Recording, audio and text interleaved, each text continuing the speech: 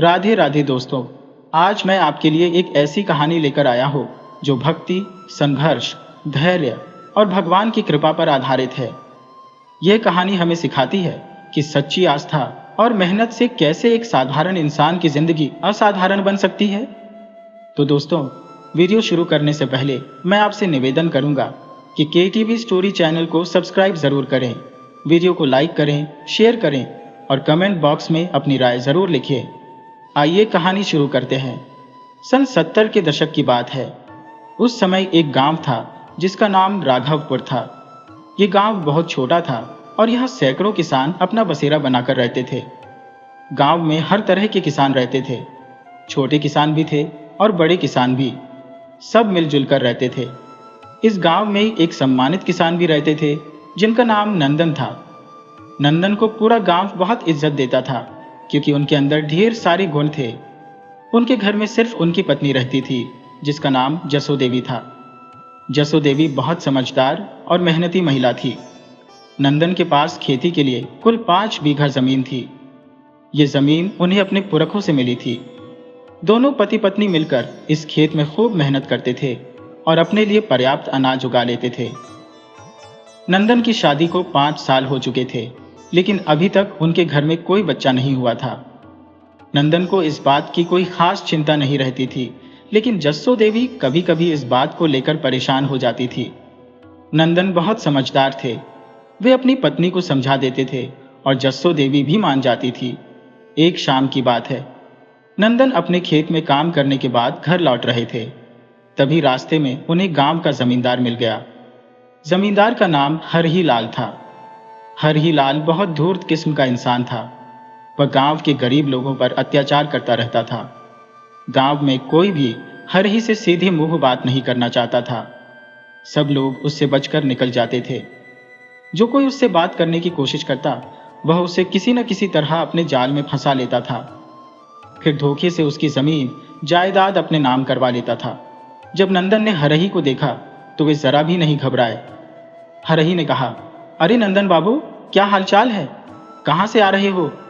नंदन ने जवाब दिया, सब बढ़िया है हरही काका, अपने खेत में काम करके आ रहा हो। आप बताइए, सब कुछ ठीक है ना? हरही बोला, मेरा तो बढ़िया ही रहेगा नंदन, लेकिन मुझे लग रहा है तुम्हारा हाल ठीक नहीं है। अरे, तुम्हारी शादी को 5 साल हो गए, लेकिन अभी तक एक भी बच्चा नहीं हुआ। कोई गड़बड़ तो नहीं है ना बेटा? अरे, दूसरी शादी क्यों नहीं कर लेते? नंदन ने शांति से जवाब दिया, अरे जमींदार काका, आप भी ना इतना दूर तक क्यों सोच लेते हैं? अरे, हो जाएगा बच्चा। हर चीज का एक समय होता है। आपके और मेरे घबराने से समय अपने आप नहीं बदलने वाला। और रही बात शादी की, तो मैं आपको बता दूं कि हमारे हिंदू धर्म में एक नियम है। आप जिसके साथ अग्नि के फेरे लेते हो, उसके साथ 7 जन्म बिताना पड़ता है। इस तरह रोज नई नई शादी नहीं की जाती है। अरे, आप तो बुजुर्ग हैं, आपको धर्म के बारे में मालूम होना चाहिए। नंदन की बात सुनकर हरही लाल को बहुत गुस्सा आया। वह तो मजाक करने आया था, लेकिन नंदन की बात उसे गोली की तरह लगी। जमींदार हरही बोला, तुम्हारी बात बिल्कुल सही है बेटा, मैं कहाँ धर्म से बाहर हटकर बोल रहा हूँ। अरे, मैं तो चाहता हूँ कि तुम्हें जल्दी से जल्दी बच्चा हो, मैं दादा बन जाऊं। आखिर तुम इतनी मेहनत करते हो। भगवान ना करे अगर बेटा बेटी नहीं हुआ तो फिर क्या फायदा इस मेहनत का? नंदन समझ गए कि यह जमींदार आज मेरे साथ मजाक करने चला है। मैं भी इससे कम नहीं हूं। नंदन बोले, अरे काका, काहे चिंता करते हो? अगर बाल बच्चा नहीं हुआ तो मैं अपनी जमीन में अनाथालय खोल दूंगा।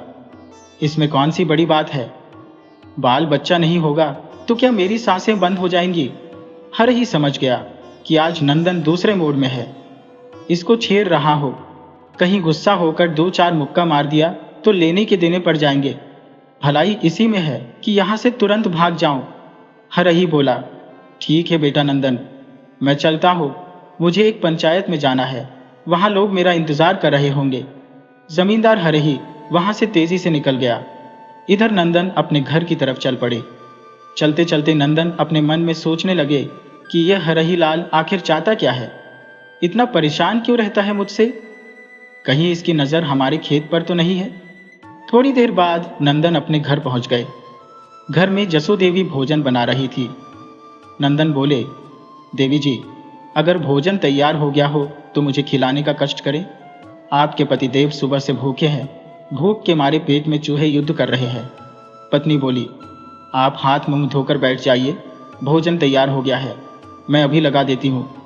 थोड़ी देर बाद जसो देवी नंदन के लिए स्वादिष्ट भोजन लेकर आई। नंदन बड़ी चाव से भोजन करने लगे। भोजन करने के बाद नंदन ने पत्नी से कहा, आज जब मैं खेत से आ रहा था तो मुझे गांव का जमींदार मिल गया। वह मुझे बार बार छेड़ रहा था कि तुम्हारी शादी को 5 साल हो गए लेकिन अभी तक एक भी बच्चा नहीं हुआ, तुम दूसरी शादी क्यों नहीं कर लेते। मैंने भी उसका पलट कर जवाब दिया कि हम कोई गाय भैंस थोड़े हैं कि आज इसके दरवाजे पर कल उसके दरवाजे पर। अरे शादी का बंधन जन्मों जन्म का होता है, बाल बच्चा होना या ना होना ये ऊपर वाले के हाथ में है। क्या मैंने कुछ गलत कहा? जसो देवी बोली, आप बिल्कुल सही बोले। वैसे उस महानुभाव जमींदार का नाम कहीं हरि तो नहीं है? नंदन बोला, अरे भाग्यवान, तुम्हें कैसे पता? वह हरही ही था जो मेरे साथ शरारत कर रहा था। जसो देवी बोली, पतिदेव जी, आप बहुत सीधे साधे हैं लेकिन मैं बहुत तेज हूं। अभी कुछ दिन पहले ही मैंने उस जमींदार को सबक सिखाया था लेकिन वह अपनी आदत से बाज नहीं आने वाला। नंदन बोला, अरे भाग्यवान, क्या हो गया? कैसा सबक सिखाया तुमने और मुझे बताया भी नहीं? मैं तुम्हारा पति हूं, क्या मेरा इतना भी अधिकार नहीं है कि मैं तुम्हारी हर बात जान सकूं?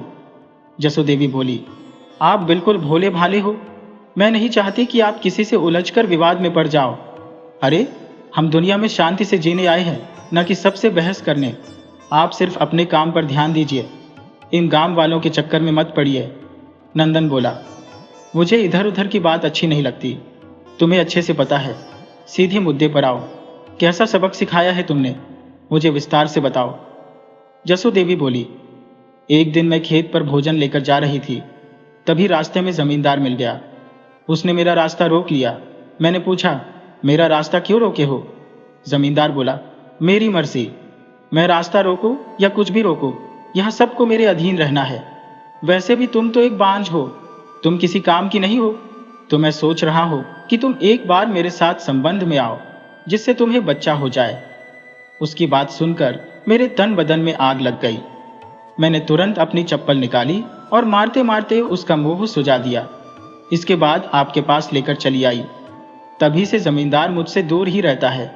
कभी रास्ते में दिख जाता है तो मुझे देखते ही बहुत तेजी से भाग खड़ा होता है। नंदन बोला, बिल्कुल सही किया तुमने।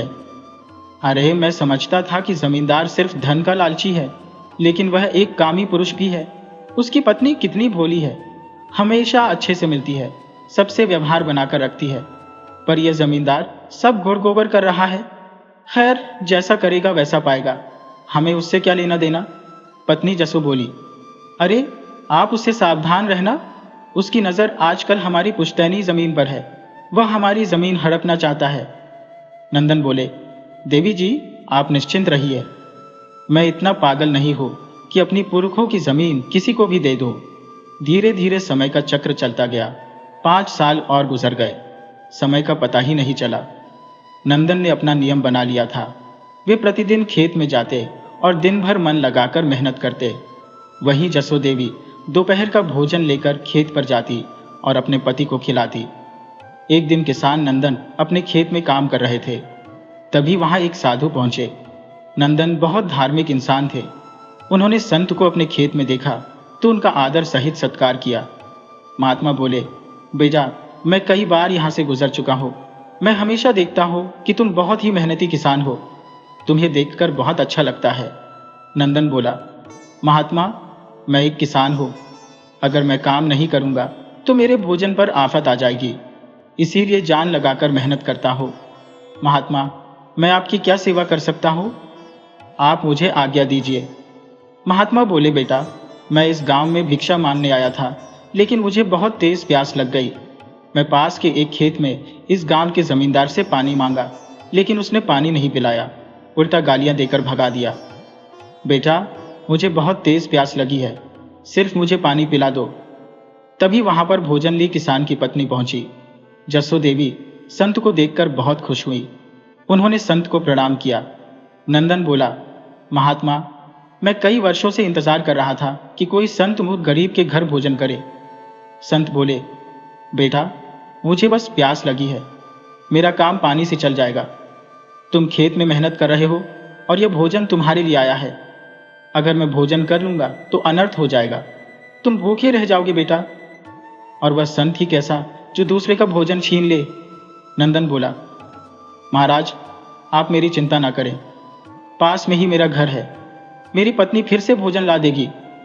लेकिन आप बहुत दूर से आए हो, अगर आपको भोजन नहीं कराया तो भगवान मुझे नर्क में भी जगह नहीं देंगे। महात्मा, आप मुझे नर्क का भोगी ना बनाए, आप मुझ पर रहम करें, भोजन करने का कष्ट करें। नंदन की बात सुनकर महात्मा अंदर से हिल गए। कहाँ एक जमींदार ने उन्हें गाली देकर अपने खेत से भगा दिया था, वही एक गरीब किसान अपना भोजन जबरदस्ती उन्हें खिलाने पर तुला है। संत बोले, बेटा, धन्य है तुम्हारे संस्कार और धन्य है तुम्हारे माता पिता। मैं उन माता पिता के चरणों में अपना कोटि कोटि प्रणाम करता हूँ जिन्होंने तुम्हें जन्म दिया। जसो देवी ने संत को प्रेम पूर्वक भोजन परोसा। संत को बहुत तेज भूख लगी थी, उन्होंने थोड़ी ही देर में भोजन कर लिया।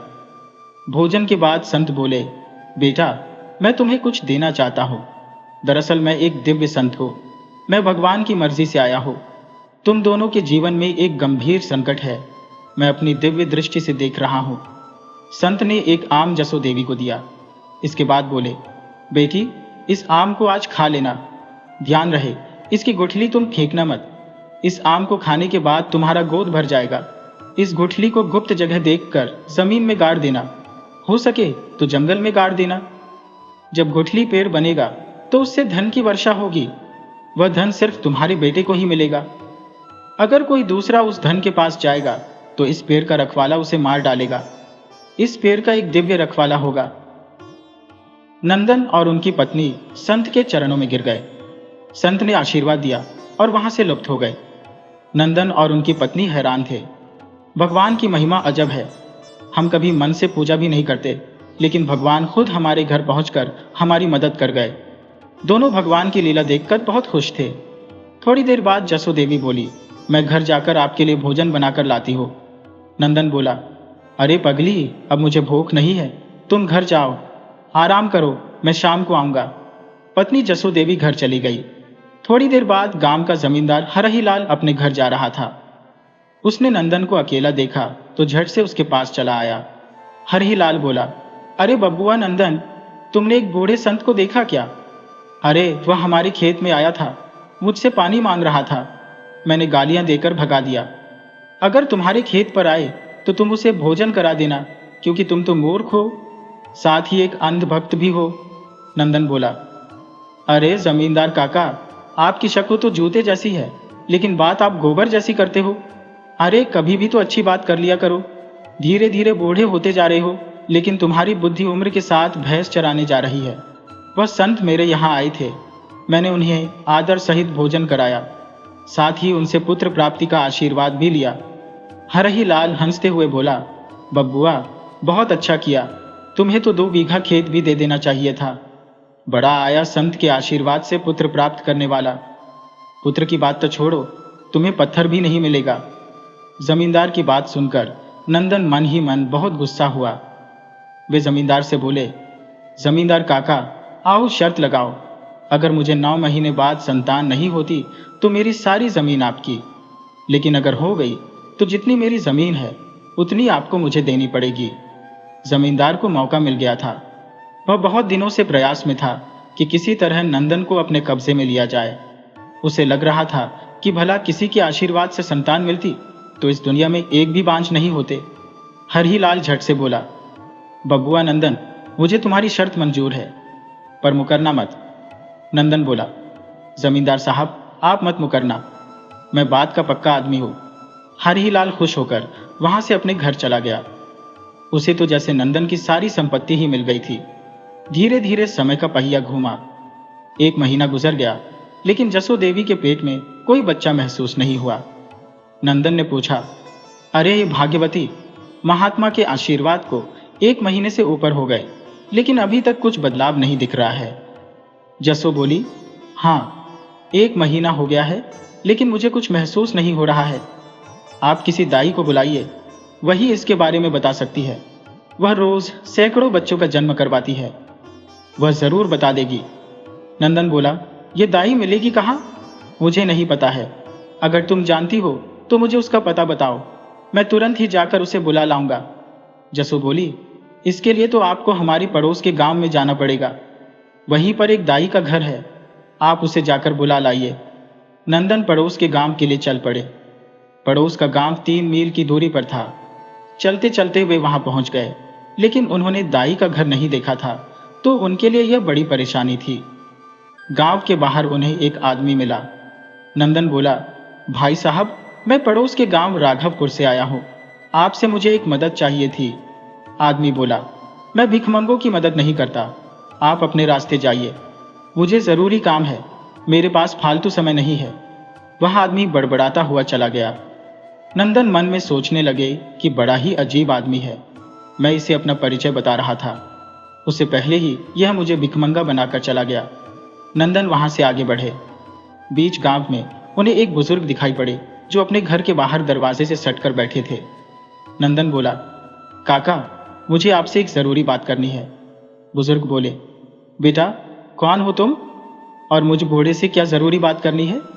नंदन बोला, काका, मैं आपके गांव के बगल वाले गांव राघवपुर का रहने वाला हूं, मेरा नाम नंदन है। मुझे पता चला है कि इस गांव में एक दाई बहन रहती है, मुझे उनके घर का पता चाहिए, क्या आप मुझे बता सकते हैं?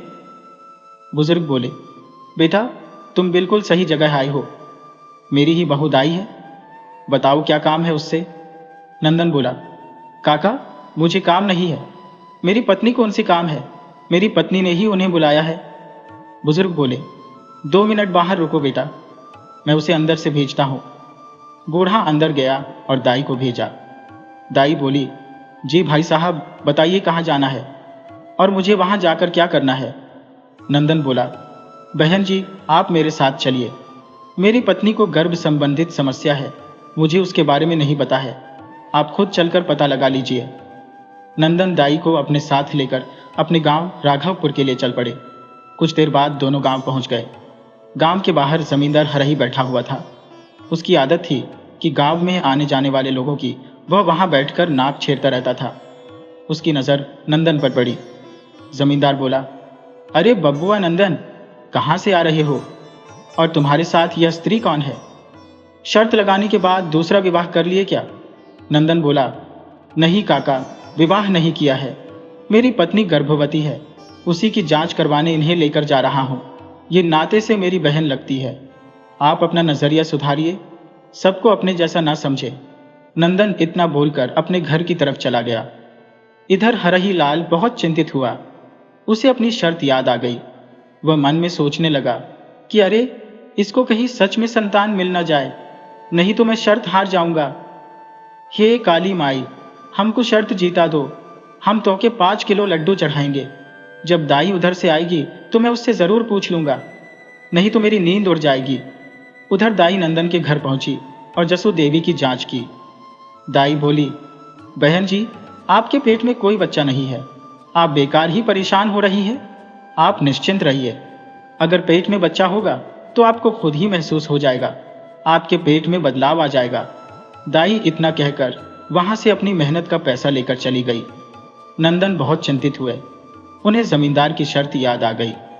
वे बहुत दुखी हुए, अगर बच्चा नहीं हुआ तो जमींदार मेरा सारा खेत ले लेगा। उधर जमींदार दाई के इंतजार में 2 घंटे से बैठा था। उसके मन में भी तरह तरह के ख्याल आ रहे थे। थोड़ी देर बाद जमींदार को दाई आती हुई दिखी। हरही लाल दाई के पास गया। हरही लाल बोला, बेटी, कैसी है मेरी बहू? तुम जिसे देखने गई थी ना, वह मेरी खास बहू है। कुछ घरेलू झगड़े के कारण मेरे बेटे नंदन से मेरी नहीं बनती बेटी, इसीलिए मैं 1 घंटे से यहाँ बैठकर तेरा इंतजार कर रहा था। दाई बोली, काका, आपकी बहू बहुत ठीक है, उसे कोई परेशानी नहीं है, आप निश्चिंत होकर अपने घर जाइए। हरही बोला, बेटी, वह गर्भवती है ना?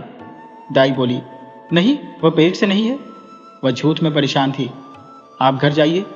दाई वहां से चली गई। जमींदार हरही यह बात सुनकर बहुत खुश हुआ। खुशी के मारे उसके पांव जमीन से ऊपर उड़ रहे थे। दूसरी तरफ नंदन दुख के मारे ठीक से भोजन भी नहीं कर पाते थे। धीरे धीरे समय का चक्र चलता गया। 9वां महीना शुरू हो गया, लेकिन जसो देवी के पेट में कोई बदलाव नहीं आया।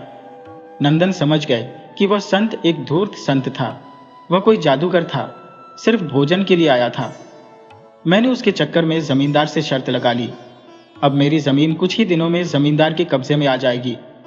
नंदन अपने खेत में काम करने चले गए, लेकिन वे पहले जैसा काम नहीं कर पा रहे थे। वे बहुत दुखी थे। वे हमेशा खुद को कोसते रहते। दोपहर के समय जमींदार वहां पहुंचा। जमींदार बोला, अरे बेटा नंदन, अब क्यों मेहनत घिस रहे हो?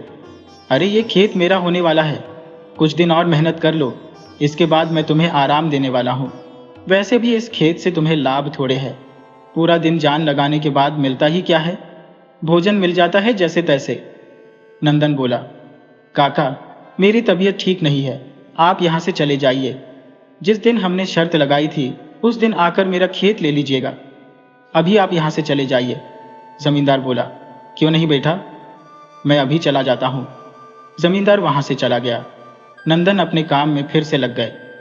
धीरे धीरे समय का चक्र चला। अब शर्त वाले दिन में सिर्फ एक दिन बचा था। नंदन बहुत दुखी थे।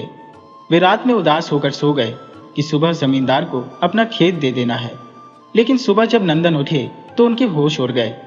उन्होंने देखा कि उनकी पत्नी के बगल में एक नन्हा बालक सोया है। उनकी पत्नी नींद में थी। नंदन ने तुरंत उसे जगाया। जसो जब उठी तो उसके भी होश उड़ गए। उसके कपड़े गीले थे। उसने अपने वस्त्र बदल लिए। थोड़ी देर बाद जमींदार नंदन के दरवाजे पर आ धमका। हरही बोला, बबुआ नंदन बाहर आओ, देखो तुमसे मिलने कौन आया है। अंदर से नंदन बोला, जमींदार काका अंदर आइए, यहाँ देखिए तुमसे मिलने कौन आया है। जमींदार हरही अंदर आया। अंदर आते ही उसके भी होश उड़ गए। हरही बोला, ये किसका बच्चा है, कहाँ से उठा लाए हो? नंदन बोला, काका कैसी बात करते हो, बुद्धि खराब हो गई है क्या? भला किसी का बच्चा मैं क्यों उठा लाऊं? मैं तुम्हें बच्चा चोर दिखता हूं? अब चलो और शर्त पूरी करो। जमींदार बोला, बेटा मैं तो मजाक कर रहा था, भला मैं बूढ़ा आदमी तुम जवान से कैसे शर्त लगा सकता हूं?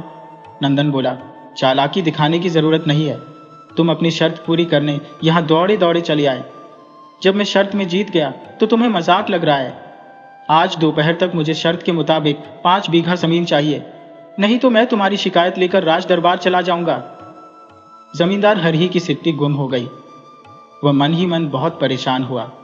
हरही बोला, बेटा मैं आज ही दे दूंगा, तुम राज दरबार मत जाना। अरे तुम अपने लड़के हो, मैं तुम्हारे बाप जैसा हूं, भला अपने बाप की शिकायत करनी चाहिए। नंदन बोला, काका मुझे नहीं पता, आपकी ईमानदारी से मुझे 5 बीघा जमीन दे दीजिए, मुझे कोई लड़ाई झगड़ा नहीं करना है। हरही वहां से चला गया। दोपहर में हरही लाल ने नंदन को 5 बीघा जमीन सौंप दी। नंदन खुशी खुशी अपना जीवन जीने लगे। धीरे धीरे समय का चक्र चला। नंदन का बेटा बड़ा हो गया। उसका नाम शिवचंद था। शिवचंद बहुत मेहनती था।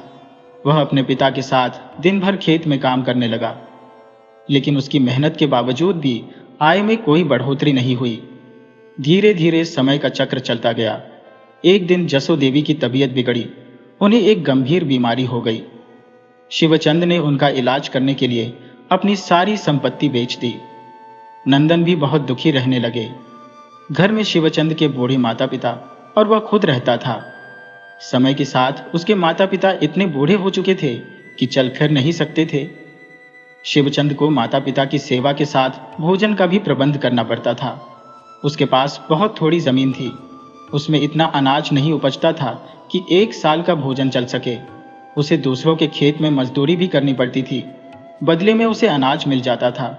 इससे परिवार का खर्च चल जाता था। शिवचंद की माँ को एक कमी खलती थी। जब वह चल फिर सकती थी तो शिवचंद का विवाह नहीं कर पाई। अब तो वह चल भी नहीं सकती थी। उसका पति भी नहीं चल सकता था।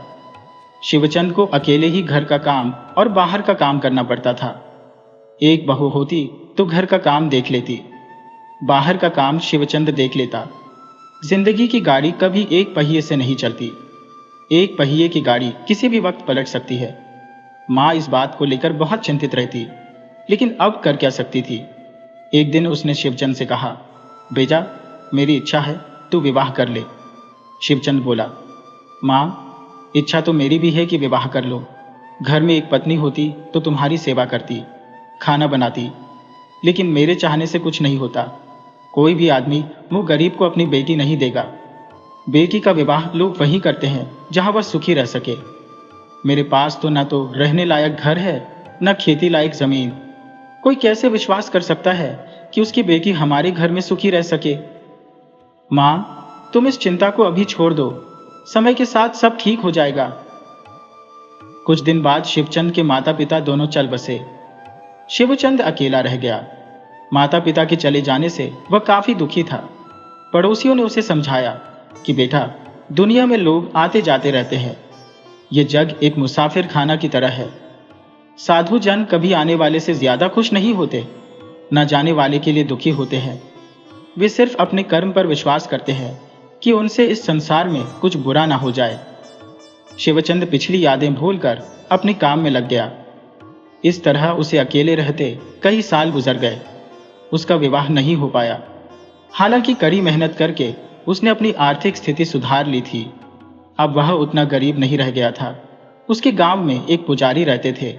वे गांव के मंदिर में पूजा पाठ करते थे। वे किसी दूसरे गांव के थे, लेकिन पूजा पाठ के लिए गांव वालों ने उन्हें मंदिर में रख लिया था। उनकी पत्नी नहीं थी, सिर्फ एक बेटी थी जो बड़ी हो गई थी। वह शिवचंद की कड़ी मेहनत से बहुत प्रभावित थी। अक्सर वह उसकी मेहनत की चर्चा करती, उसकी शालीनता की चर्चा अपने पिता से करती, लेकिन पुजारी उस पर कोई ध्यान नहीं देते। एक दिन उन्होंने अपनी बेटी से कैब भी दिया था कि तुम्हें शिवचंद की तरफ आकर्षित नहीं होना चाहिए। तुम एक पुजारी की बेटी हो। शिवचंद एक गरीब किसान का बेटा है। हमारा कुल खानदान बहुत ऊंचा है, उसका कुल खानदान निम्न कोटि का है। पुजारी की बेटी बोली, पिताजी, आप ये क्या कह रहे हो? मुझे शिवचंद से कोई आकर्षण नहीं है। मैं उससे प्यार नहीं करने जा रही। मैं तो इसलिए उसकी प्रशंसा करती हूँ कि वह उसका हकदार है। वह मेहनती है, सबसे अलग है। पुजारी बोले, आज के बाद फिर कभी उसका नाम मेरे सामने मत लेना। क्या है, कैसा है, तुम्हें उससे क्या लेना देना? लड़की बोली, ठीक है पिताजी, मैं कभी उसका नाम नहीं लूंगी। समय गुजरता गया। एक साल और बीत गया। एक दिन रात के समय पुजारी की बेटी की तबीयत बहुत खराब हो गई। वैसे तो वह कई दिनों से बीमार थी, लेकिन आज रात में अचानक उसकी तबीयत काफी बिगड़ गई। पुजारी ने आसपास के कई लोगों से मदद मांगी कि कोई पास के गांव से वैद्य जी को बुला लाए, लेकिन कोई तैयार नहीं हुआ। इसका कारण यह था कि वह गांव करीब 4 मील दूर था। रास्ते में एक नाला बहता था, उसमें एक मगरमच्छ रहता था। वह रात के समय सक्रिय हो जाता था। उसी नाले को पार करके जाना था। कोई भी अपनी जान जोखिम में नहीं डाल सकता था। पुजारी अपने सभी भरोसे वाले आदमियों के पास गया, लेकिन कोई तैयार नहीं हुआ। अंत में थककर वह लौट आया। बेटी ने पूछा, पिताजी, कोई तैयार हुआ? पुजारी चुप रह गए। वह चाहती थी कि पुजारी से कहे कि एक बार शिवचंद से भी पूछ लीजिए, वह मेरे लिए जरूर तैयार हो जाएगा, लेकिन वह अपने पिता से यह बात नहीं कह सकी।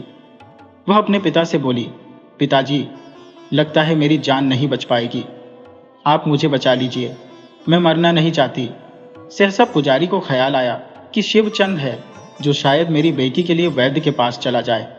वह तुरंत उठा और शिवचंद के घर पहुंच गया। शिवचंद को जब रात में आवाज लगाकर जगाया तो आवाज सुनकर शिवचंद घर से बाहर आया। शिवचंद बोला, क्या बात है पुजारी जी, इतनी रात को मुझे कैसे याद किया? सब कुशल तो है ना? पुजारी बोला, बेटा, कुशल होता तो मैं यहाँ क्यों आता? मेरी बेटी शालिनी की तबीयत बहुत खराब हो गई है। कोई भी वैद्य जी के पास जाने को तैयार नहीं है। शिवचंद बोला, पुजारी जी, आप जानते हो, रास्ते वाले नाले में मगरमच्छ रहता है। रात के समय वह सक्रिय रहता है। कोई भी दूसरे के लिए अपनी जान जोखिम में क्यों डालेगा? आप खुद ही जाइए। शालिनी के पास किसी गांव की स्त्री को देख रेख के लिए बैठा दीजिए। पुजारी बोला, मैं भला कैसे जा सकता हूँ? मैं जोखिम कैसे उठा सकता हूँ? शिवचंद बोला, क्यों नहीं जा सकते? क्या शालिनी आपकी बेटी नहीं है? पुजारी बोला, बेटी तो मेरी ही है, लेकिन मैं अपनी जान जोखिम में नहीं डाल सकता। शिवचंद बोला, पुजारी जी, क्या आपने मुझे पागल समझ रखा है? आपकी बेटी है तो आप उसके लिए जोखिम नहीं उठा सकते। वह मेरी क्या लगती है जो उसके लिए जोखिम उठाऊं? जाइए यहाँ से, फिर कभी इस तरह का जोखिम भरा काम मेरे पास मत लेकर आइए। पुजारी वहां से अपने घर के लिए चल दिया, लेकिन वह घर नहीं जा सका। सोचने लगा कि निश्चित है शालिनी मर जाएगी, मैं उसे तड़प कर मरते नहीं देख सकता। कहीं यहीं आसपास बैठकर रात बिता देता हूँ, सुबह वैद्य जी के पास जाऊंगा।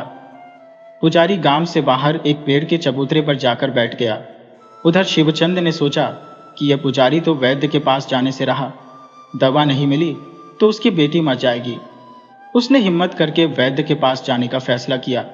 उसके पास चांदी का 1 रुपया था, उसने वह ले लिया, क्योंकि बिना पैसे के वैद्य दवा नहीं देगा। जब वह रात में नाले के पास गया तो उसे बहुत डर लगा, कहीं मगरमच्छ पानी में छुपकर बैठा हो तो मुझे पानी में उतरते ही खा जाएगा। उसने अपना दिमाग लगाया, घाट से कुछ दूर जाकर एक बड़ा पत्थर पानी में फेंक दिया। मगरमच्छ सचमुच घाट पर ही पानी के अंदर बैठा था। वह पानी में पत्थर की आवाज को किसी आदमी या जानवर की आवाज समझकर पानी के ऊपर आया, तेजी से उधर चला गया। शिवचंद दौड़कर घाट पर आ गया। जब तक मगरमच्छ वापस आता वह तेजी से नाला पार कर गया। वैद्य के पास पहुंचा। वैद्य ने पहले भी लड़की को दवा दी थी, लेकिन पुजारी कंजूसी में पूरी दवा ही नहीं ले गया था।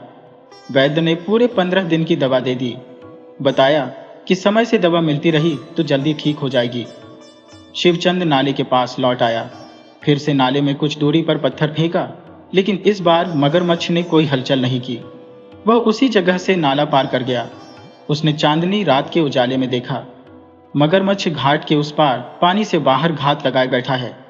अब तो शिवचंद नाला पार कर चुका था। तेजी से गांव आया। उसने देखा पुजारी गांव से बाहर चबूतरे पर सोया हुआ है। शिवचंद ने पुजारी को नहीं जगाया, पुजारी के घर आ गया। शालिनी का बदन बुखार से तप रहा था। वह होश में नहीं थी, पहचान भी नहीं पाई कि कौन आया है। शिवचंद ने बिना कुछ कहे वैद्य के बताए अनुसार दवा दे दी। वही शालिनी के पास बैठ गया। वैद्य ने 1-1 घंटे पर 4 बार दवा देने को कहा था। शिवचंद अपने घर नहीं गया, दवा देने के लिए वहीं बैठा रहा। 1 घंटे बाद फिर से शालिनी को दवा दी। इस बार दवा सही से असर कर गई।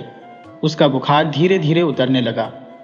अब वह देख रही थी कि मेरे पिता तो यहाँ नहीं है, लेकिन शिवचंद यहाँ कैसे आ गया? पिताजी तो इसके नाम से नफरत करते हैं। वह शिवचंद से बोली, शिवचंद तुम यहाँ कैसे? हमारे पिताजी कहाँ हैं? शिवचंद बोला, इस वक्त तुम्हें कुछ जानने की नहीं, आराम की जरूरत है। पुजारी जी कहीं भी होंगे, आ जाएंगे। मैं तुम्हें 2 खुराक दवा दे चुका हूँ, अभी और 2 खुराक देनी है। उसके बाद मैं तुम्हें समझा दूंगा कि कैसे दवा खानी है। पूरे 15 दिन की दवा है, पूरी खा लेने के बाद तुम बिल्कुल ठीक हो जाओगी। सुबह होने तक शिवचंद ने 4 खुराक दवा शालिनी को दे दी। अब उसका बुखार बिल्कुल उतर चुका था। उधर पुजारी की नींद खुली तो भागते हुए घर आया। उसे लग रहा था कि शालिनी मर चुकी होगी, लेकिन शिवचंद को शालिनी से बातें करते देखकर उसके दिल को तसल्ली हुई। वह समझ गया कि भले ही मुझसे मना कर दिया था कि मैं नहीं जाऊंगा, लेकिन अपने को रोक नहीं सका। संसार का यही नियम है कि जिसे लोग दिल से अपना मान लेते हैं, उसके लिए अपनी जान भी दे देते हैं। आज पहली बार शिवचंद पुजारी को अच्छा लगा। शिवचंद ने पुजारी को देखकर कहा, आ गए पुजारी जी, आप अब मुझसे समझ लीजिए कि शालिनी को कैसे दवा देनी है। मुझे अब घर जाना है, बहुत काम है। आप शालिनी को समय से दवा दे देना, इसका ख्याल रखना। पुजारी बोला, बेटा मुझे दवा के बारे में कुछ समझ नहीं आएगा, तुम खुद आकर इसे दवा अपने हाथों से पिला देना। शिवचंद तैयार हो गया। शिवचंद समय से आकर शालिनी को दवा पिलाने लगा। शालिनी को उस रात की घटना का पूरा पता चल गया था। पुजारी ने ही बताया था कि जब पूरे गांव के लोगों ने मदद देने से मना कर दिया तो मैं भी तुम्हारी मदद नहीं कर पाया, लेकिन आज तुम शिवचंद के कारण जिंदा हो। उसने तुम्हारे लिए अपनी जान जोखिम में डाल दी थी। सचमुच उसके जैसा कोई नहीं है। इस वक्त हमारा अपना कोई है तो वह शिवचंद है। शालिनी को जब पता चला कि शिवचंद भले मुझसे कुछ न कहे, लेकिन दिल से प्यार करता है, तो वह भी उसे दिल दे बैठी। अपने पिता से अपनी इच्छा बता दी। पुजारी ने तुरंत शालिनी का विवाह शिवचंद से करा दिया। शालिनी शिवचंद की पत्नी बनकर उसके घर आ गई। वह बहुत धार्मिक थी, पूजा पाठ में बहुत विश्वास करती थी। घर में 2 ही लोग थे तो उसे कोई परेशानी नहीं थी। बाहर काम करके शिवचंद घर का खर्च चला रहा था। शालिनी को पूरा समय मिल जाता पूजा पाठ के लिए। वह अन्य स्त्रियों की तरह नहीं थी। स्त्रियों के साथ बैठकर कभी गप्पे नहीं लगाती। अकेले रहना उसे बहुत पसंद था। अकेले में भगवान शिव का ध्यान करती। घर में एक छोटी सी शिव की मूर्ति रख ली थी, उनकी पूजा करती थी। शिवचंद भी पत्नी से खुश रहता था। बहुत संस्कारी है, किसी से कोई मतलब नहीं रखती। इस तरह उनके दिन गुजर रहे थे। गुजरते गुजरते पूरे 10 साल बीत गए। इतने दिनों में उनके घर कोई संतान नहीं हुई। शिवचंद थोड़ा दुखी रहने लगा, लेकिन पत्नी शालिनी को संतान होने का कोई गम नहीं था। वह इस बात को लेकर कभी दुखी नहीं रहती। इस बात से शिवचंद को अपनी पत्नी से चिढ़ होने लगी। उसे शालिनी का पूजा पाठ व्यर्थ लगने लगा। एक दिन रात के समय उसने शालिनी द्वारा स्थापित शिव की मूर्ति को चुपके से उठाया, दूर झाड़ी में फेंक आया। सुबह देखा कि पत्नी रोज की तरह शिव की पूजा कर रही है। उसके कमरे में गया तो दंग रह गया। मूर्ति यथास्थान स्थापित है। उसे लगा शायद शालिनी ने मुझे मूर्ति ले जाते देख लिया होगा, मेरा पीछा करके गई होगी। मेरे फेंकने के बाद फिर से मूर्ति वहां से उठा लाई होगी। ये मूर्ति ही हमारे और शालिनी के बीच की खाई है। पूजा पाठ में व्यस्तता के कारण संतान पर कोई ध्यान नहीं देती, मेरा कोई सहयोग नहीं करती। आज इस मूर्ति को मैं गांव के बाहर वाले कुएं में फेंक आऊंगा। अब देखता हूं कैसे निकाल लाती है। आधी रात को जब देख लिया कि पत्नी गहरी नींद में सो गई है, तो मूर्ति को चुपके से उठाया, ले जाकर गांव से बाहर कुएं में फेंक आया। फिर आकर इत्मीनान से सो गया। सुबह देखा कि मूर्ति यथास्थान स्थापित है। शालिनी उस मूर्ति की पूजा कर रही है। उसकी आंखों से आंसू बह रहे हैं। शिवचंद को समझ नहीं आ रहा था कि कुएं से मूर्ति यहां कैसे आ गई। शालिनी किसी भी तरह कुएं से मूर्ति नहीं निकाल सकती थी, लेकिन यह रो क्यों रही है? शायद मुझे मूर्ति ले जाते देख लिया होगा, इसीलिए मुझसे दुखी है। उसके मन में पश्चाताप होने लगा। मुझे अपनी पत्नी को दुखी नहीं करना चाहिए था। यह मुझसे कुछ कहती तो नहीं, लेकिन मन की व्यथा रो रो कर निकालती है। शिवचंद ने पूछा, भाग्यवती, तुम रो क्यों रही हो? क्या कष्ट हुआ है? तुम्हारी आंखों में आंसू मुझसे सहन नहीं होते। शालिनी बोली, आप आ गए। ये आंसू दुख के नहीं हैं, मेरी खुशी के हैं। मैं खुशी बर्दाश्त नहीं कर पा रही। आपके पास आने वाली थी, लेकिन आप खुद ही आ गए। आज रात मेरे सपने में भगवान शिव आए थे। मुझे आशीर्वाद दिया कि तुम्हें एक बहुत तेजस्वी पुत्र होगा, जो बड़ा होकर इस राज्य का राजा बनेगा। शिवचंद बोला, भाग्यवती, तुम भी क्या सपने को सच मान लेती हो? सपने भी भला किसी के सच होते हैं? शालिनी बोली, लेकिन शिव जी ने मुझे जो फल सपने में खाने को दिया था, वह अब हमारे जागने के बाद भी हमारे पास मौजूद है।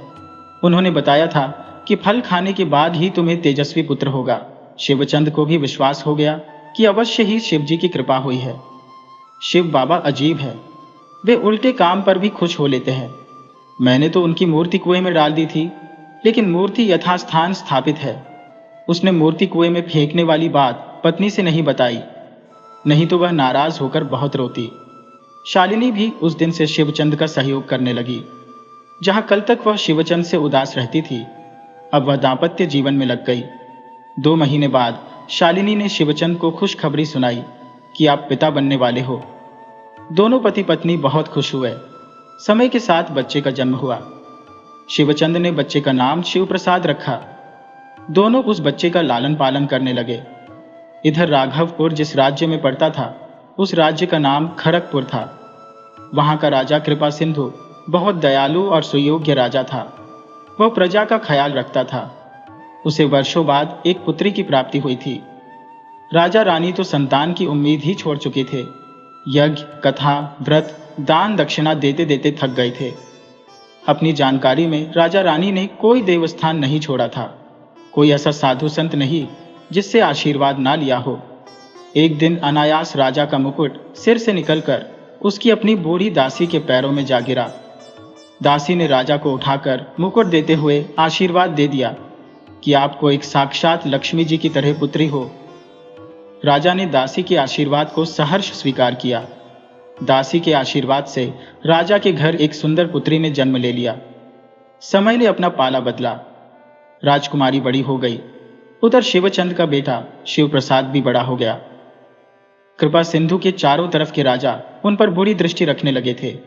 उन्हें पता था कि राजा को कोई पुत्र नहीं है। उनके पास एक राजकुमारी है। जो भी राजकुमारी से विवाह करने में सफल हो जाएगा तो खड़गपुर राज्य अपने आप उस राजा का हो जाएगा। राजा पर आक्रमण करने की योजना बनाने लगे। यह खबर गुप्तचरों के माध्यम से मंत्री को पता चली।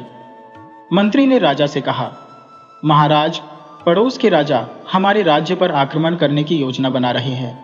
कोई एक नहीं बल्कि सभी पड़ोसी राजा एक ही तरह का विचार रख रहे हैं।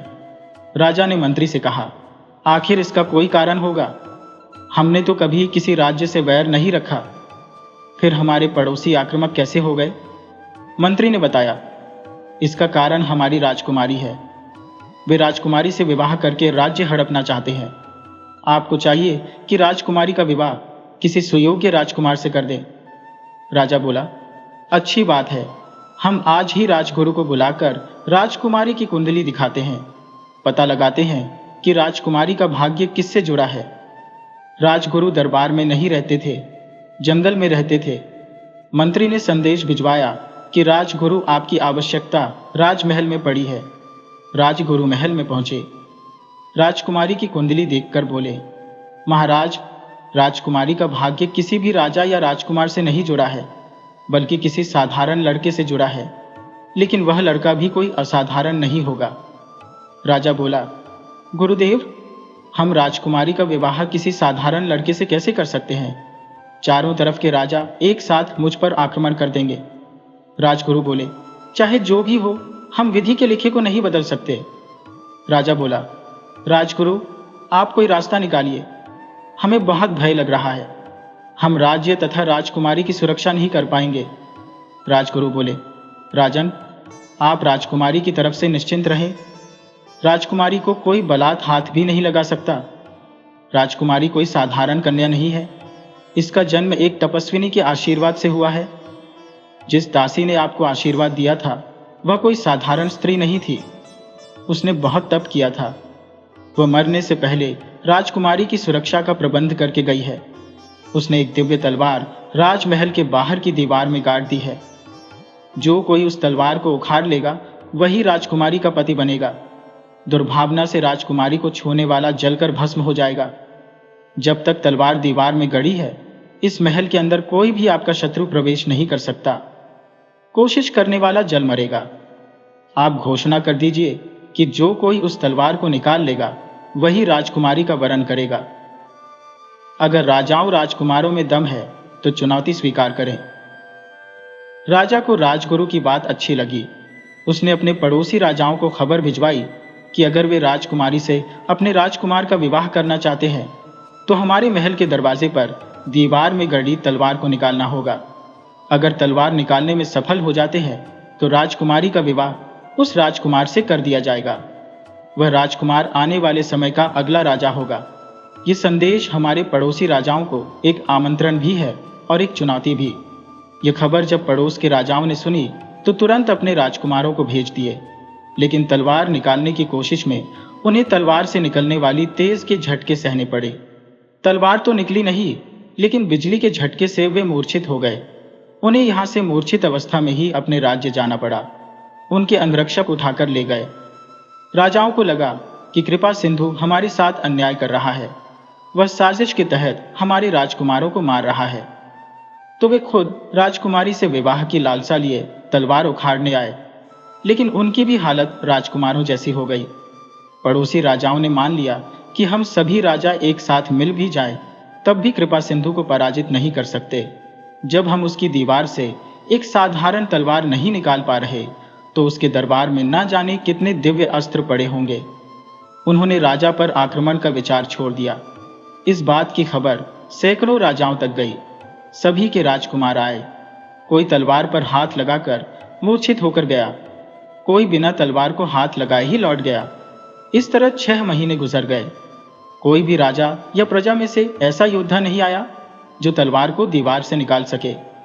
राजा कृपा सिंधु को चिंता हुई कि इसी तरह चलता रहा तो अब कोई तलवार को हाथ लगाने आएगा ही नहीं।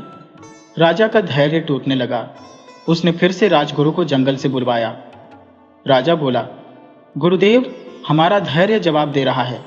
6 महीने गुजर गए, लेकिन आज तक कोई ऐसा वीर नहीं आया कि तलवार को निकाल सके, राजकुमारी का हाथ थाम सके।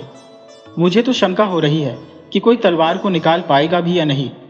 राजगुरु बोले, राजन, किसी चीज का एक निश्चित शुभ समय होता है। वह समय आने पर बिगड़े काम भी अपने आप बनने लगते हैं। कुछ अशुभ समय भी होता है जिसमें बनते काम बिगड़ने लगते हैं। आप चिंता मत कीजिए, वह शुभ घड़ी जल्दी ही आने वाली है। कोई बहादुर आएगा और राजकुमारी का हाथ थाम लेगा।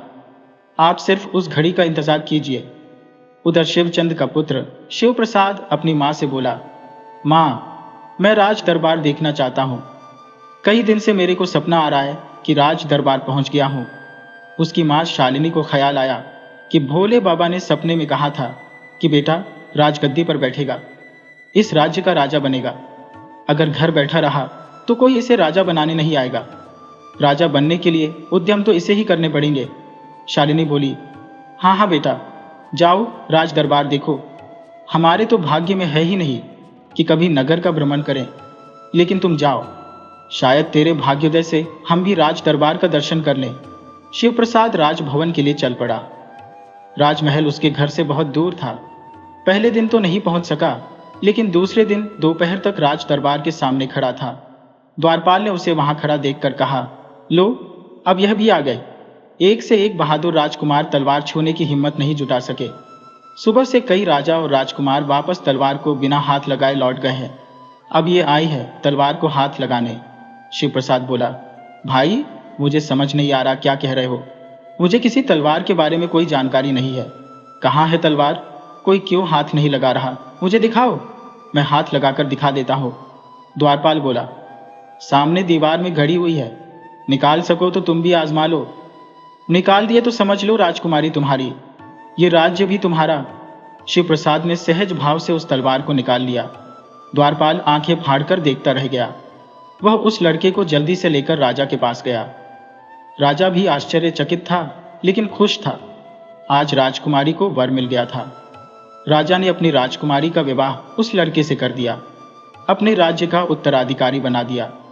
शिव प्रसाद ने अपने माता और पिता को राजमहल में बुला लिया था। शालिनी को जहां राजमहल देखने की जिज्ञासा थी, अब तो वह भावी राजमाता थी। शिव प्रसाद को अपनी मां की तपस्या का फल मिला था। भोले बाबा की कृपा से ही एक गरीब को झोपड़ी से राजमहल मिल गया था।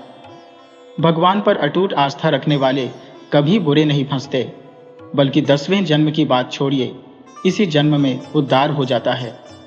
दोस्तों, यह कहानी हमें सिखाती है कि सच्ची भक्ति, निस्वार्थ सेवा और धैर्य से हर मुश्किल आसान हो जाती है।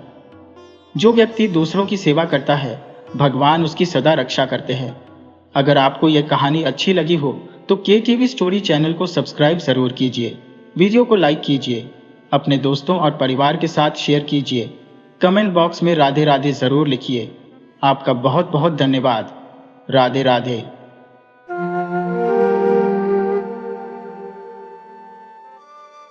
राधे राधे दोस्तों, आज मैं आपके लिए एक रोमांचक कहानी लेकर आया हूं, जिसमें साजिश, धोखा और सच्चाई की जीत का अद्भुत संगम है।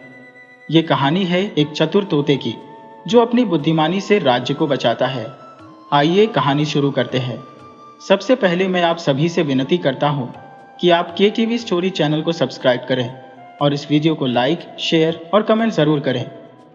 प्राचीन काल की बात है। मोदपुर नाम का एक राज्य था, जहां राजा अमरलाल शासन करते थे। राजा अमरलाल प्रजा के हितैषी और न्यायप्रिय थे, लेकिन अचानक एक दिन उनकी मृत्यु हो गई। राजा महज 50 वर्ष के थे। इतनी कम उम्र में उनका जाना किसी को समझ नहीं आया। राजवैद्य भी कोई स्पष्ट कारण नहीं बता पाए।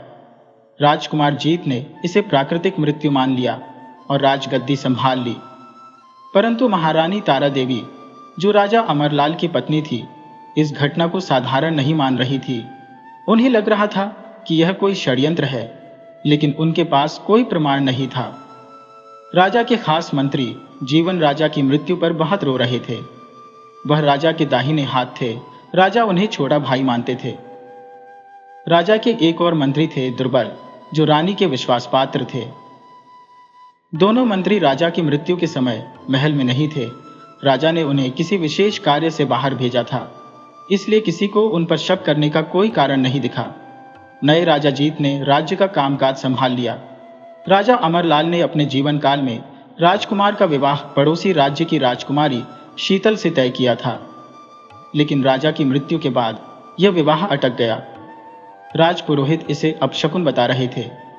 महारानी तारा देवी भी विवाह तोड़ने की बात कर रही थी।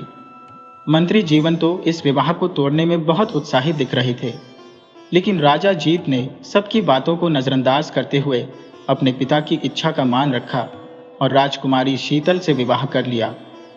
शीतल राजा के लिए बहुत भाग्यशाली सिद्ध हुई। वह राजकाज में राजा को उचित सलाह देती थी। सबसे खास बात यह थी कि उसके पास एक पालतू तोता था जो बहुत चतुर था। वह रानी से मनुष्य की भांति बातचीत कर लेता था।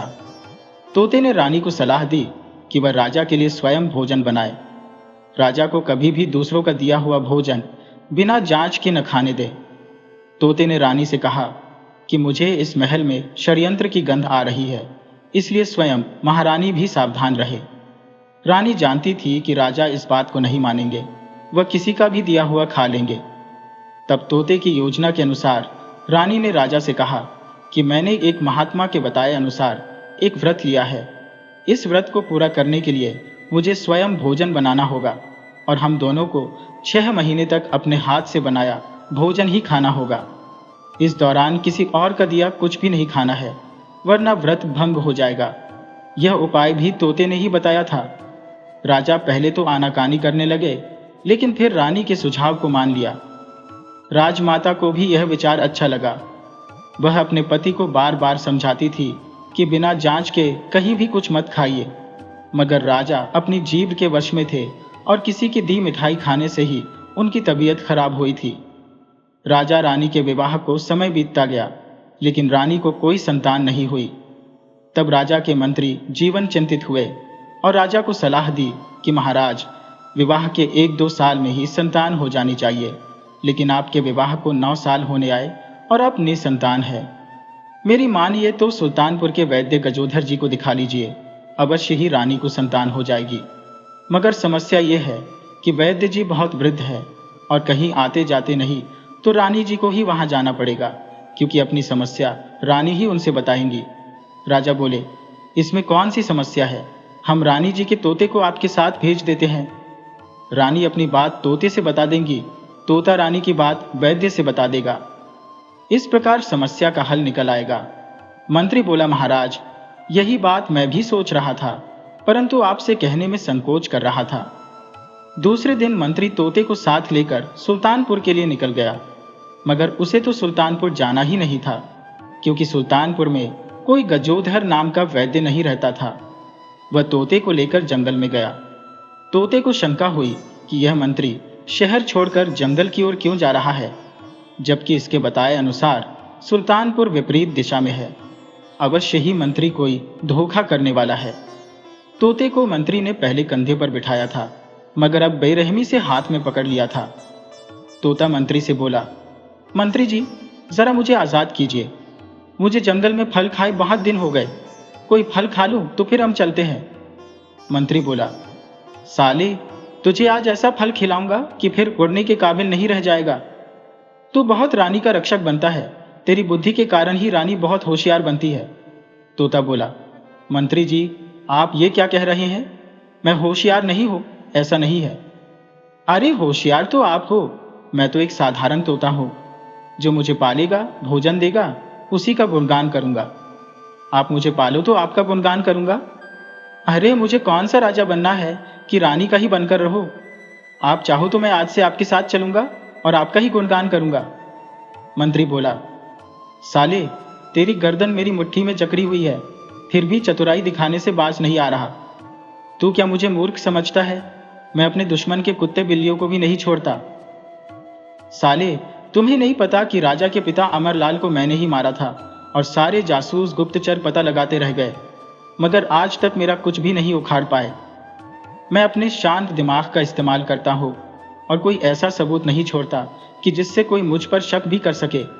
साले, तुझे मारूंगा और जाकर रानी को बताऊंगा कि तोते को उसकी तोती मिल गई थी। बस फिर क्या था, साला उसके साथ उड़ गया और मैं देखता रह गया।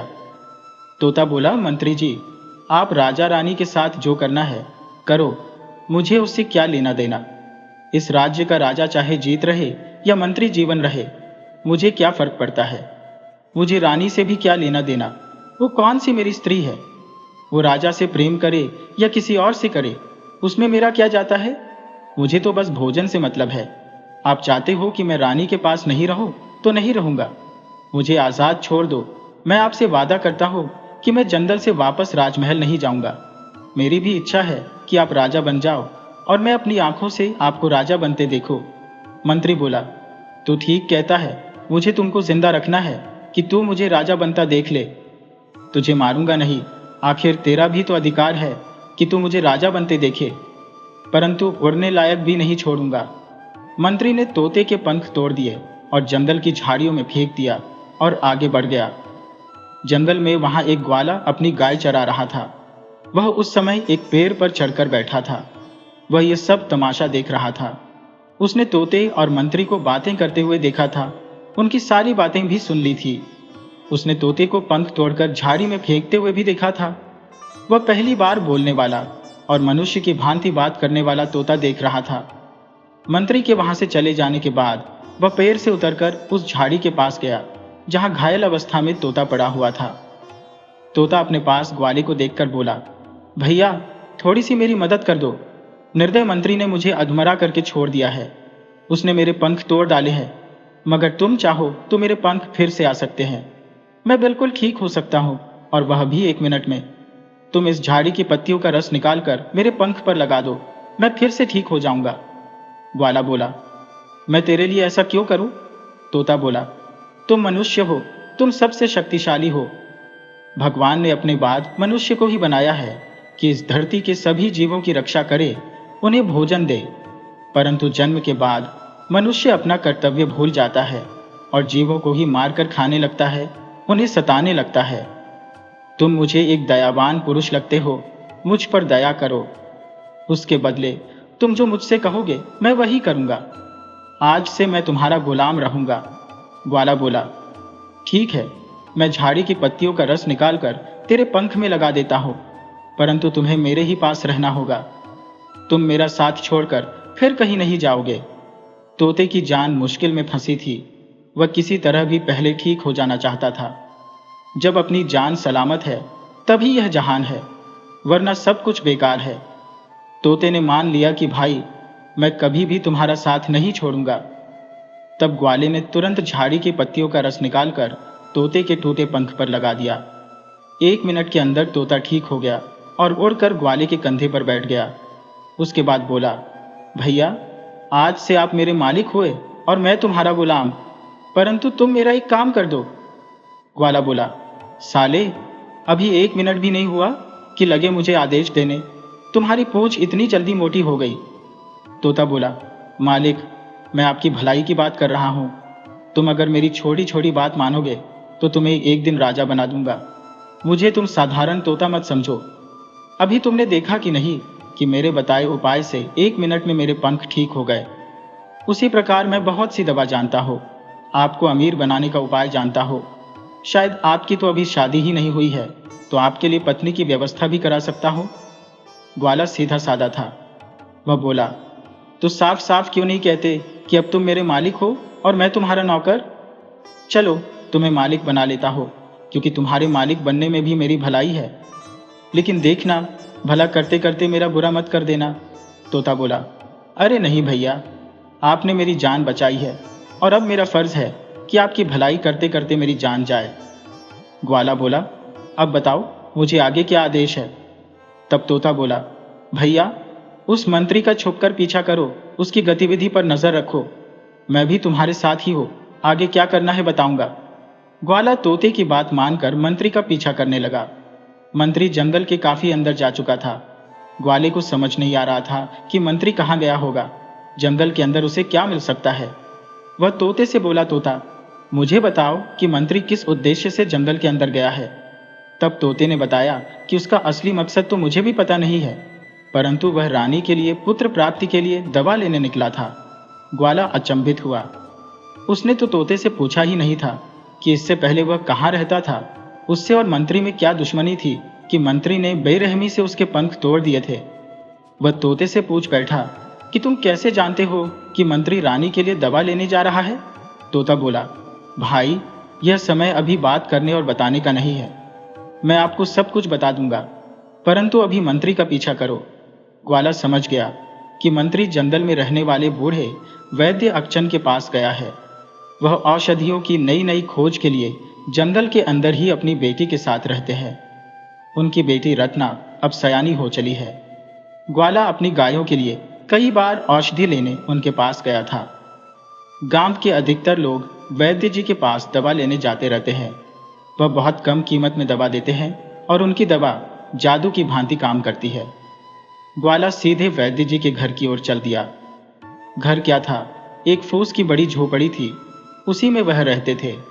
ग्वाला वैद्य जी के घर के ठीक पीछे जाकर खड़ा हो गया। घर के अंदर मंत्री जीवन और वैद्य अक्षन मौजूद थे। थोड़ी दूर पर उनकी बेटी रत्ना भी खड़ी थी। मंत्री बात तो वैद्य से कर रहा था, परंतु उसकी नज़र वैद्य अक्षन की बेटी रत्ना पर थी। वह बहुत बुरी नज़र से रत्ना को देख रहा था। उसकी कातिल नज़र को रत्ना समझ रही थी कि इस मंत्री की नीयत ठीक नहीं है। वैद्य भी यह देखकर डर गया था। मंत्री वैद्य से रानी के लिए दवा की बात कर रहा था। वो बोला कि वैद्य जी, आप रानी को ऐसी दवा दो कि वह सदा के लिए बांझ बन जाए, उसे कभी पुत्र ना हो। वैद्य बोला, मंत्री जी, भला मैं ऐसा कैसे कर सकता हूँ? मेरा काम लोगों का भला करना है। मैं कभी किसी को गलत दवा नहीं दे सकता। और आप महारानी को गलत दवा देने की बात करते हो, क्यों मुझे फांसी पर चढ़वाने पर तुले हो? मंत्री बोला, देखो वैद्य, जो मैं कहता हूँ उतना ही करो, ज्यादा टेंटे मत करो, वरना तुम्हारी इस खूबसूरत लड़की को उठवा ले जाऊंगा।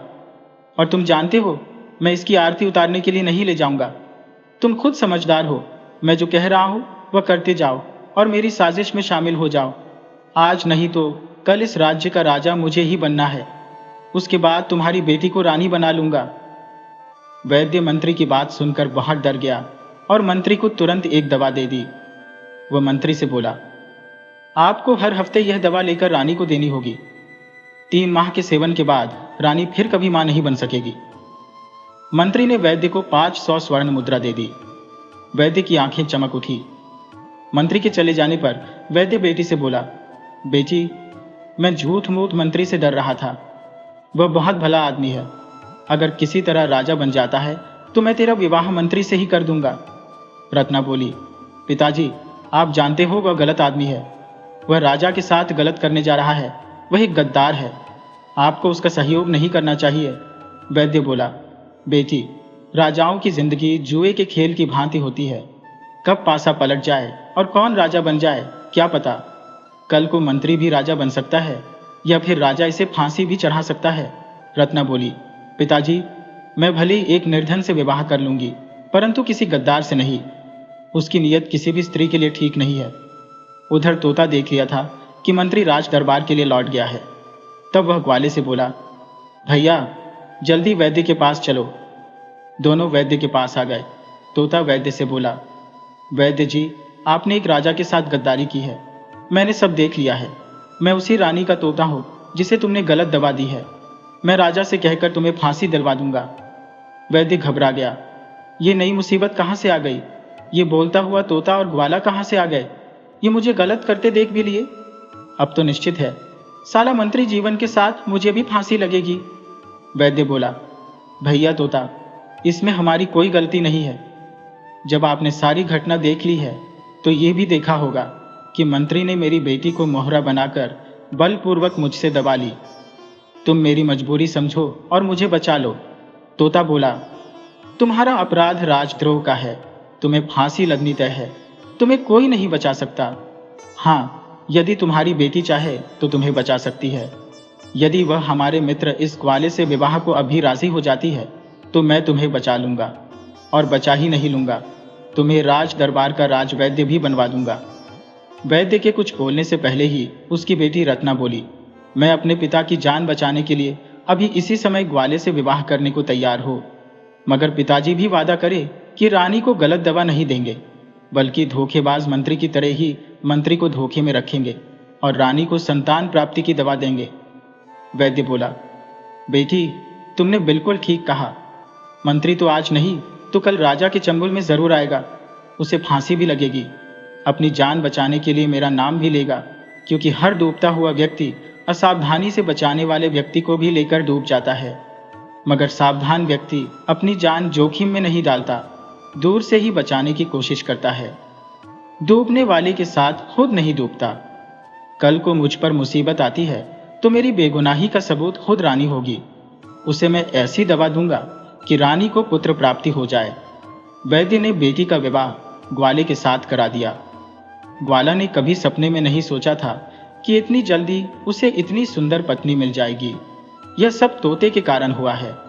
वह तोते और पत्नी को साथ लेकर अपने घर लौट गया। उधर मंत्री राजा के दरबार में गया। उसके साथ तोता नहीं था, तो रानी को हैरानी हुई कि हमारा तोता कहाँ गया। मंत्री पहले से ही सोच लिया था कि मुझे तोते के लिए रानी से क्या बहाना बनाना है। वह रानी के पूछने से पहले ही बोल पड़ा, महारानी, आपका तोता भी क्या गजब कर दिया। वह मेरे साथ जा रहा था कि उसकी नज़र एक तोती पर पड़ गई। आशिक मिजाज तोता उस पर आशिक हो गया और मेरे कंधे से उड़ गया। मैंने उसकी बहुत विनती की कि ऐसी गलती मत करो, तुम मेरे साथ राज दरबार लौट चलो, तुम अपनी तोती को भी साथ ले लो। मगर वह कमीना पक्षी जाति मेरी बात नहीं माना। मंत्री की बात पर रानी को विश्वास ही नहीं हो रहा था कि तोता भला ऐसा क्यों करेगा। वह तो रोज ही हमारे बाग में मादा तोता से मिलता रहता है। उसे कोई पाबंदी तो थी नहीं कि तुम किसी मादा से नहीं मिल सकते हो। जरूर मंत्री ने कोई गड़बड़ किया है। राजा उधर मंत्री की बात पर भरोसा कर चुके थे। वे बोले, छोड़ो उस तोते को, बताओ तुम दवा लाए कि नहीं। मंत्री बोला, हाँ महाराज, मैं दवा लाया हूँ, यह लीजिए। उसने राजा को वह शीशी थमाई जिसमें रानी के लिए दवा लाया था। मगर राजा की असावधानी से वह शीशी हाथ से छूटकर फर्श पर जा गिरी और टूट गई।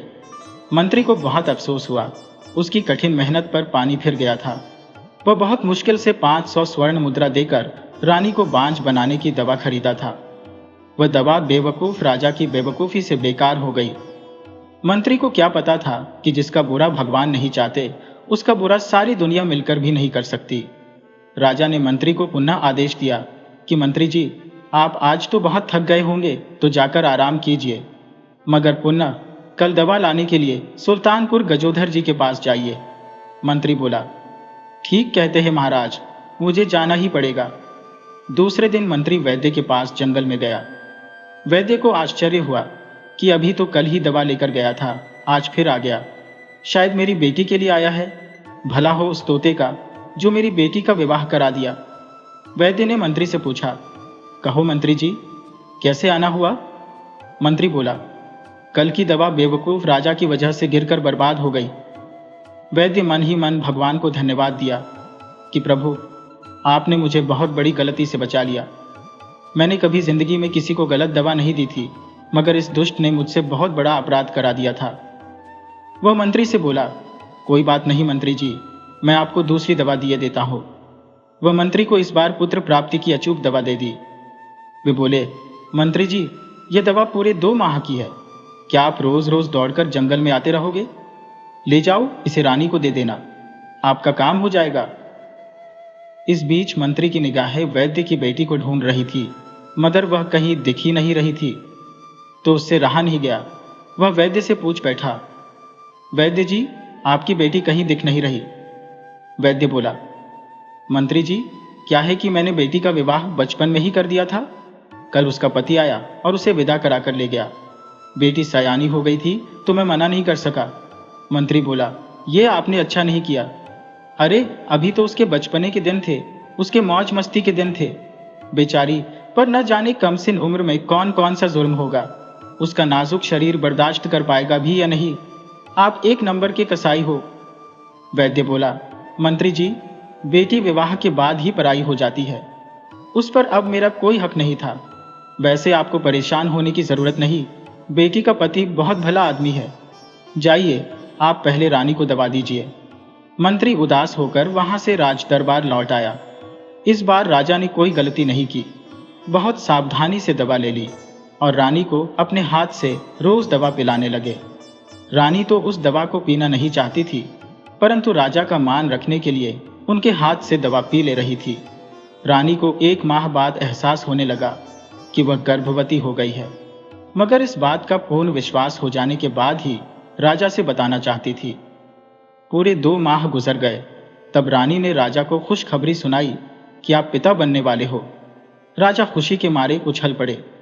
वह सबसे पहले यह खबर अपने मंत्री जीवन को देना चाहते थे, तो जल्दी से सैनिक भेजकर मंत्री को दरबार में बुलवा लिया। मंत्री अपने घर सैनिक देखकर पूछ बैठा कि क्या बात है, राजा ने क्यों बुलाया है। तो सैनिक ने कहा कि मंत्री जी, राजा की बात अब राजा ही जाने, आप खुद चलकर राजा से ही जान लीजिए।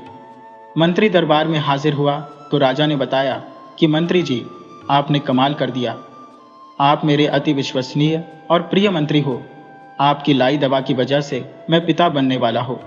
आपने मेरे लिए वह कर दिखाया जो कोई दूसरा मंत्री कर ही नहीं सकता। मैं आप पर अति प्रसन्न हूँ। मैं आपको इनाम देना चाहता हूँ। राजा ने मंत्री को 5000 स्वर्ण मुद्रा इनाम दी और मंत्री से बोले, मंत्री जी, इनाम का हकदार आपका वह वैद्य गजोधर भी है जिसने रानी को दवा दी है, इसलिए उसे भी यह 5000 स्वर्ण मुद्रा दे आओ। मंत्री के तो मंसूबे पर पानी फिर गया था। कहाँ वह रानी को बांझ बनाने चला था और कहाँ रानी गर्भवती हो गई थी। उसके लिए यह खबर मनहूस थी। वह सोच रहा था कि आज न जाने किसका मुंह देखकर उठा था कि यह बुरी खबर मुझे सुनने को मिल रही है, मगर राजा को दिखाने के लिए बनावटी खुशी जाहिर कर रहा था, मगर उसके दिल में आग धधक रही थी। वह वैद्य अक्चन की हत्या कर देना चाह रहा था। वह राजा से बोला, महाराज, मैं इस बड़ी खुशखबरी को वैद्य राज गजोधर को सुनाना चाहता हूँ, इसलिए आप मुझे आज्ञा दें। राजा बोले, मंत्री जी, आपको आज्ञा है, आप जा सकते हैं। मंत्री वैद्य पर काफी गुस्से में था। वह जंगल पहुंचते ही वैद्य को मार डालना चाहता था। वह जंगल चला जा रहा था, हाथ में पहले से ही तलवार निकाल कर रखे हुए था। उसे जाते हुए ग्वाले और तोते ने देख लिया था। तोता ग्वाले से बोला, भाई कुछ देखे? अरे, आज तुम्हारे ससुर की जान खतरे में है, यह उन्हें मार डालेगा। आपको उन्हें बचाना चाहिए। आप विलंब न करो, जल्दी करो। ग्वाला बोला, अरे, मैं भला मंत्री का सामना कैसे कर सकता हूँ? उसके हाथ में नंगी तलवार है, देखने से ही लग रहा है कि काफी क्रोधित अवस्था में है। तोता बोला, जब अपनों पर आन पड़े तो आदमी को जान की बाजी लगा देनी चाहिए, और जब आदमी के मन में अपने पर भरोसा हो जाए तो साला यह मंत्री क्या है, बड़े से बड़े दानव का सामना कर सकता है। आपके पास मजबूत लाठी है, आप इस लाठी से मंत्री के पैर पर हमला कर दो, उसका पैर टूट जाएगा, फिर वह आपका कुछ बिगाड़ नहीं पाएगा, या फिर उसके हाथ पर ही हमला कर दो, मगर कुछ करो, खड़े होकर तमाशा मत देखो। वह ग्वाला भी मंत्री के पीछे पीछे चल पड़ा। मंत्री वैद्य के पास पहुंचते ही अभद्र भाषा का प्रयोग करने लगा और वैद्य से बोला कि साले, तुमने मुझे धोखा दिया है। मैंने कहा था तुमसे रानी को बांझ बनाने की दवा मांगी थी और तुमने उसे पुत्र प्राप्ति की दवा दे दी। साले, आज तुझे छोड़ूंगा नहीं, तेरे इतने टुकड़े करूंगा कि तेरी रूह कांप जाएगी। तोते ने ग्वाले को इशारा किया कि मार साले को। घुमाकर एक लाठी, ग्वाले ने एक जोरदार लाठी मंत्री को जड़ दी। अचानक से हमले के विषय में मंत्री को कोई जानकारी नहीं थी। उसने नहीं देखा था कि उसका कोई पीछा भी कर रहा है। मंत्री गिर पड़ा, तलवार दूर जा गिरी। ग्वाले ने ऊपर से और 4-5 लाठी जड़ दी। मंत्री की सारी हेकड़ी निकल गई। वह जान बचाने की दुहाई देने लगा, मगर ग्वाले ने उसकी जबरदस्त पिटाई कर दी। उसके बाद चेतावनी देकर छोड़ा कि यदि जंगल में कभी दिख गया तो इस बार मार ही डालूंगा। मंत्री किसी तरह जान बचाकर भागा। उसका एक हाथ टूट चुका था। वो सीधे राजा के पास आ गया और राजा से बोला कि महाराज, मैं आपकी दी धनराशि वैद्य गजोधर को देने जा रहा था, परंतु रास्ते में एक ग्वाला मिल गया जो बहुत बड़ा लुटेरा है। उसने मुझ पर अचानक से हमला करके 5000 स्वर्ण मुद्रा लूट ली और मुझे बहुत मारा है, और उसने मुझे चेतावनी भी दी है कि और 5000 स्वर्ण मुद्रा नहीं लाया तो तुझे मार डालूंगा। महाराज, आप मुझे बचाइए, उस डाकू को गिरफ्तार कराइए, उसे फांसी चढ़वाइए। राजा बोले, मंत्री जी, ऐसा ही होगा, हम उस दुष्ट को अवश्य ही फांसी पर चढ़वा देंगे। राजा ने सैनिकों को आदेश दिया कि वे मंत्री के साथ जंगल में जाएं और उस दुष्ट ग्वाले को पकड़कर मारते पीटते हुए दरबार में ले आए। सैनिक गए और ग्वाले को पकड़कर राजा के सामने लेकर आ गए। राजा के सामने ग्वाले ने बहुत सफाई देने की कोशिश की कि वह निर्दोष है, आपका मंत्री जीवन गद्दार है। राजा मंत्री की कोई बात सुनना नहीं चाहते थे। वह सैनिकों को आदेश दिया कि इसे ले जाकर फांसी चढ़ा दो। रानी वही थी। वह राजा से बोली, महाराज तनिक ठहरिए, जब तक हमारे राजकुमार का जन्म नहीं हो जाता किसी को फांसी की सजा न दें। उतने दिन के लिए आप फांसी की सजा स्थगित कर दे। राजा ने रानी की बात मानकर ग्वाले को जेल में डलवा दिया। मंत्री का दिल कचोट कर रह गया कि साला 7-8 महीने के लिए बच गया, मगर कोई बात नहीं, साले को फांसी पर तो मैं ही लटकाऊंगा। उधर तोता रानी से मिलने के लिए आ गया।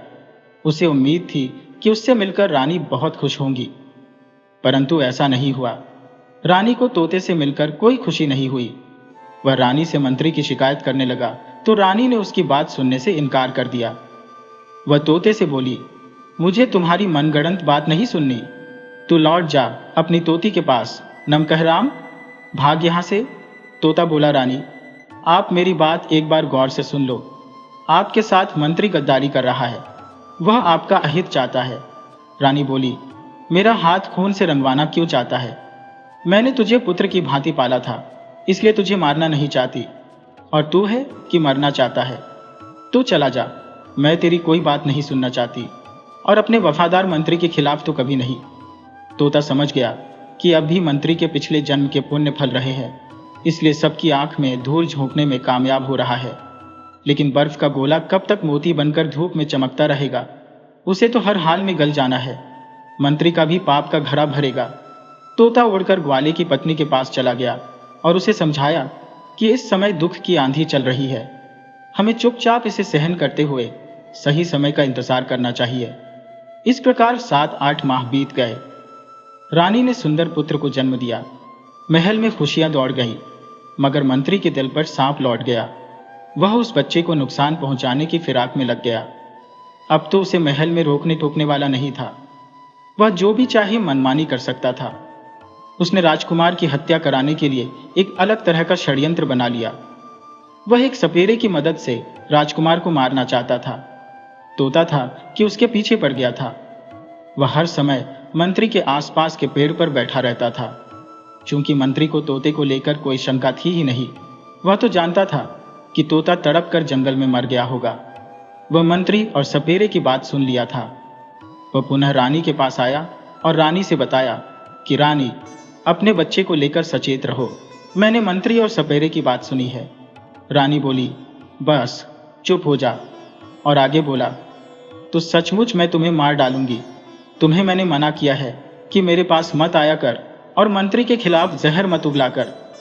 तोता ने देख लिया कि मेरी बात रानी नहीं सुनने वाली, तो वह रानी की खास दासी कलावती के पास गया। कलावती राजा की भी खास थी। राजा के उससे अंतरंग संबंध थे। रानी के बाद राजा किसी से प्यार करते थे तो वह उनकी दासी कलावती थी। वह दासी के पास गया और उससे कुछ कहना चाहा तो दासी तोते की बात सुनने को तैयार हो गई। उसने सपेरे और मंत्री की बात दासी से बताई और यह भी बताया कि कल रात में मंत्री गुप्त द्वार से सपेरे को लेकर रानी के कक्ष में आएगा। सपेरा जहरीला सर्प राजकुमार के पास छोड़ देगा। वह सर्प राजकुमार को डस लेगा, राजकुमार मर जाएगा। आप चाहो तो राजकुमार को बचा सकती हो, इसके बदले राजा तुम्हें रानी बना सकता है। तुम वैसे भी राजा की प्रिय हो। राजा को कोई बहाना नहीं मिल रहा कि तुम्हें रानी बना ले। बस यही एक रास्ता है, तुम राजा का दिल जीत सकती हो। तोते की बात दासी को समझ में आ गई थी। वह दूसरे दिन रात के समय राजा के पास गई और राजा से बोली, महाराज, मैं आपको कुछ दिखाना चाहती हूँ। राजा बोले, तुम मुंह से तो भी कुछ कह सकती हो। दासी बोली, मैं कुछ कहना नहीं चाहती, सिर्फ दिखाना चाहती हो। आप मेरे साथ आओ। वह राजा को लेकर गुप्त द्वार के पास छिप गई। राजा को समझ ही नहीं आ रहा था कि यह क्या हो रहा है, दासी को क्या हो गया है, ये क्या दिखाना चाहती है। वह दासी के साथ छुप कर देखते रहे। थोड़ी देर में राजा ने देखा कि मंत्री जीवन एक सपेरा लेकर महल में आ रही है। वह नजरें बचाकर चोर की भांति चौकन्ना है। वह पैर दबाते हुए रानी के कक्ष तक जा पहुंचे हैं। सपेरा एक सर्प निकालकर रानी के कक्ष में नन्ही राजकुमार के ऊपर उछाल दिया है और सपेरे के साथ मंत्री भागने लगे हैं। राजा दौड़कर मंत्री को पकड़ लिया और दासी ने खंजर के बल पर सपेरे को पकड़ लिया। राजा के बोलते ही सैनिक मंत्री और सपेरे को पकड़ लिए। उधर रानी चिल्लाने लगी कि कोई है, मेरे बेटे को बचाओ, सर्प ने दंश लिया है। तोता वैद्यराज अकचन को पहले ही राजा के बाग में ठहरा दिया था। महल में भगदड़ मच गई थी। सभी रानी के कक्ष की ओर भागे जा रहे थे, मगर किसी को सूझ नहीं रहा था कि अब क्या करे, नन्ही राजकुमार को कैसे बचाए। तोता उड़ता हुआ रानी के पास आया और बोला, महारानी घबराओ नहीं, राजकुमार को कुछ नहीं होगा, राजकुमार को हम बचा लेंगे। वह जल्दी से वैद्य को रानी के पास बुला लाया। वैद्य ने राजकुमार को कोई दवा पिला दी और बोला, राजकुमार को कुछ नहीं होगा। तोता रानी से बताया कि महारानी, इसी वैद्यराज की वजह से आपको संतान हुई है। तोता ने शुरू से अंत तक राजा और रानी से मंत्री की करतूत कह सुनाई। तोते ने बताया कि ग्वाला बिल्कुल निर्दोष है। वैद्यराज को दिया जाने वाला इनाम तो खुद मंत्री के घर में पड़ा हुआ है। ग्वाला तो खुद ही वैद्यराज का दामाद है, तो वह भला चोरी कैसे करेगा। राजा के पिता अमरलाल का हत्यारा भी जीवन ही है। राजा उससे मारपीट करके पूछ सकते हैं। राजा ने जब मंत्री को यातना देने की बात की तो वह सारा गुनाह कबूल कर लिया। मंत्री ने बताया कि वह राजा रानी को विश्वास में लेकर उनकी भी हत्या करना चाहता था, मगर उसने तोते को जिंदा छोड़कर बहुत बड़ी गलती कर दी। तोते की वजह से मैं अपनी चाल में कामयाब नहीं हुआ। तोते ने ही हर जगह मेरी जासूसी की और दासी ने तोते की मदद की। राजा ने मंत्री को शूली चढ़वा दिया। उसने सपेरे को भी फांसी चढ़वा दी। वह तोते से बोले, मुझे क्षमा करना, मैं मंत्री की बातों में आ गया था। खुद से ज्यादा सचेत रहने वाली रानी भी मंत्री पर विश्वास करने लगी थी। तोते से राजा बोले, बता तेरे उपकार का बदला मैं किस तरह चुकाऊं। तोता बोला, महाराज आप पहले ग्वाले को आजाद करा दें, उसके बाद उसे राज्य का मंत्री बना दें। हमारे वैद्य जी को आप राजवैद्य बना दें तथा दासी कलावती को आप अपनी छोटी रानी बना लें। राजा बोले, हाँ हाँ ऐसा ही होगा।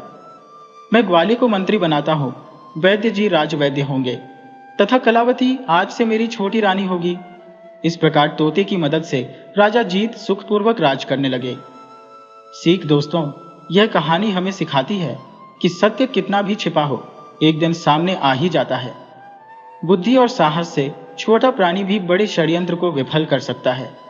विश्वास जरूरी है, पर आंख बंद करके नहीं। सच्चाई की जीत अवश्य होती है। अगर आपको हमारी कहानी अच्छी लगी हो तो हमारे KTV स्टोरी चैनल को सब्सक्राइब करें, लाइक करें और कमेंट बॉक्स में राधे राधे जरूर लिखें। आपसे पुनः मिलते हैं एक नई कहानी के साथ।